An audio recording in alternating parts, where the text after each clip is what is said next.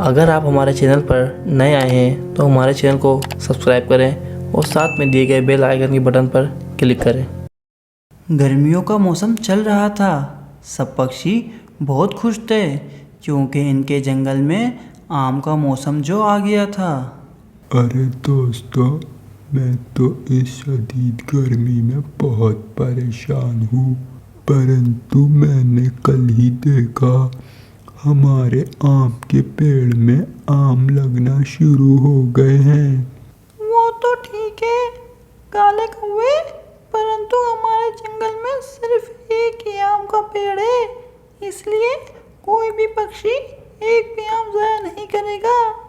चलो आओ दोस्तों, मीठे आम खाने चलें। सभी पक्षी आम खाने के लिए आम के पेड़ के पास चले जाते हैं।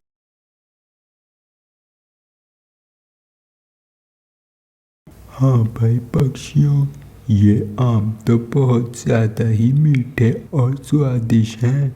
मैं तो ये समझा था कि मैं तो 3 से 4 आम खा जाऊंगा। हाँ काले कौवे, मुझे भी आम बहुत ज़्यादा मज़े के लग रहे हैं।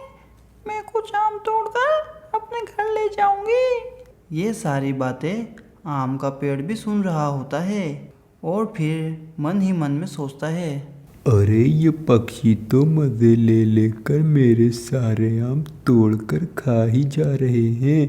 ऐसा ना हो मेरे सारे आम ही ख़त्म हो जाएं, क्योंकि मेरी सारी खूबसूरती इन आम से ही है। मुझे इन पक्षियों को आम खाते तोड़ते रोकना ही होगा। वैसे भी पूरे जंगल में सबसे ज़्यादा सुंदर पेड़ हूँ मैं। कहीं ये पक्षी मेरी सुंदरता मुझसे छीन ही न लें। अरे पक्षियों, मेरा ये आम तो सबसे ज़्यादा मीठा है और मुझे तो बहुत मज़ा आ रहा है आम खाने में। ये बात सुनकर पेड़ सोचता है कि इस तरह तो मेरे सारे आम खत्म हो जाएंगे। आम का पेड़ गुस्से में पक्षियों से कहता है, पक्षियों जल्दी नीचे उतरो, मुझे तुमसे बात करनी है। फिर ये पक्षी पेड़ से नीचे उतरते हैं और आम का पेड़ गुस्से में पक्षियों से कहता है, अरे पेड़ भाई, आप जोर जोर से हमें आवाज़ देकर क्यों बुला रहे हो? क्या बात है? एक तो गलती करते हो, ऊपर से पक्षी तुम मुझ पर गुस्सा दिखा रहे हो। बस मैंने सोच लिया है आज के बाद कोई भी पक्षी मेरा स्वादिष्ट आम नहीं खाएगा, वरना मैं उसको नहीं छोड़ूंगा। अरे पेड़ भाई, आप ऐसा कैसे कर सकते हो? हम पक्षियों को मीठे मीठे आम बहुत ज़्यादा पसंद है और वैसे भी साल में एक बार ही आम आते हैं। अगर हम साल में एक बार भी आम नहीं खाएंगे तो क्या खाएंगे? आम का पेड़ पक्षियों की बात नहीं मानता। पेड़ बहुत ज़्यादा ही घमंडी होता है और इसी कारण वो पक्षियों को आम खाने से मना कर देता है। नहीं पक्षियों, मैंने तो ये बहुत पहले ही सोच लिया था कि मैं अपने आम किसी पक्षी को तोड़ने नहीं दूंगा। मैं इस जंगल में इकलौता आम का पेड़ हूँ और बहुत ज़्यादा ही सुंदर हूँ।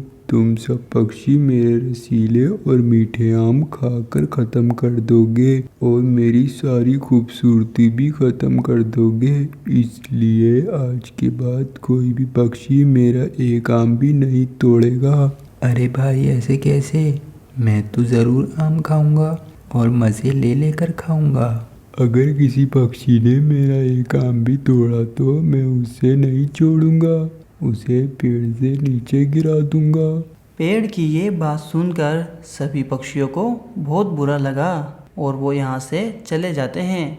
इसी तरह समय गुजरता रहा और पानी ना मिलने के कारण ये पेड़ सूख जाता है और इस पर एक भी आम नहीं रहा। इसकी हालत बहुत ज़्यादा ही ख़राब हो जाती है।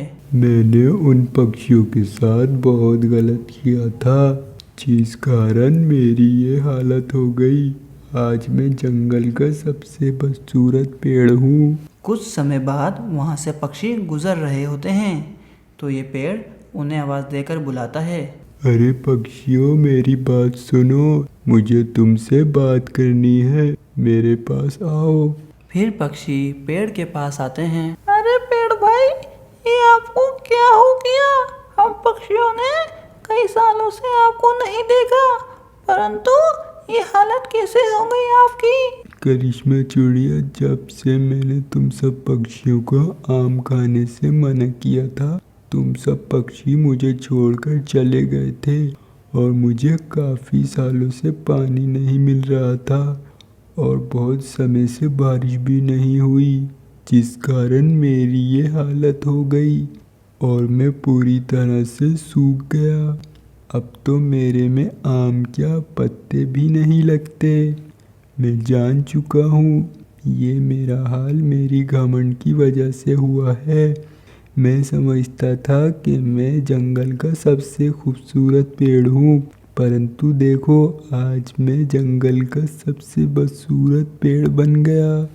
पेड़ भाई, आपने जो हमारे साथ किया उसकी आपको बिल्कुल ठीक सज़ा मिल रही है।